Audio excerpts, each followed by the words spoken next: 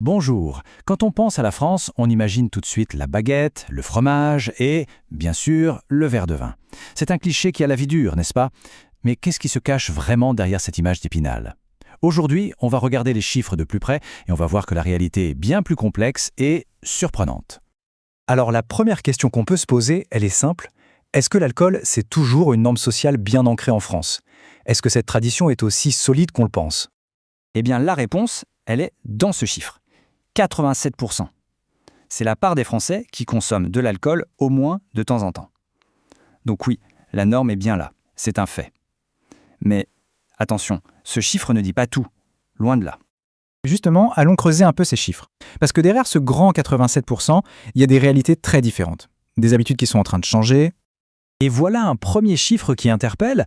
Un Français sur 5 dépasse régulièrement les seuils recommandés par les autorités de santé. 1 sur 5, ce n'est pas anodin du tout. Concrètement, ça veut dire que 20% de la population prend des risques pour sa santé.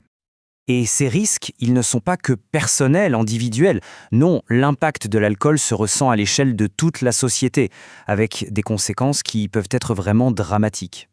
On commence avec un chiffre qui fait froid dans le dos. Un accident de la route mortel sur 3 est lié à l'alcool. C'est une statistique absolument terrible. C'est un impact direct, brutal, qui brise des milliers de vies chaque année. Et malheureusement, le danger ne s'arrête pas sur la route. L'alcool est aussi un facteur aggravant, un déclencheur parfois, dans de très nombreux cas de violence au sein des familles. Il lève les inhibitions, il attise les tensions et les conséquences sont souvent tragiques. Et puis, il y a une autre conséquence, peut-être plus insidieuse, c'est la question du contrôle. L'alcool altère le jugement, il peut encourager des prises de risques et surtout, il vient attaquer une notion qui est fondamentale, celle du consentement.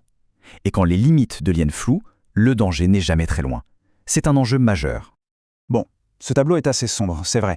Mais ce n'est qu'une partie de l'histoire. Parce qu'en même temps, il y a autre chose qui est en train de se passer. Une vraie lame de fond. C'est une tendance forte à la modération. Et ce n'est pas juste une impression, regardez, 30%. C'est la proportion de Français qui ont déjà sérieusement envisagé de réduire leur consommation. On voit bien que l'habitude n'est plus si automatique. On commence à la questionner, à y réfléchir. Et cette réflexion, elle se transforme en action concrète.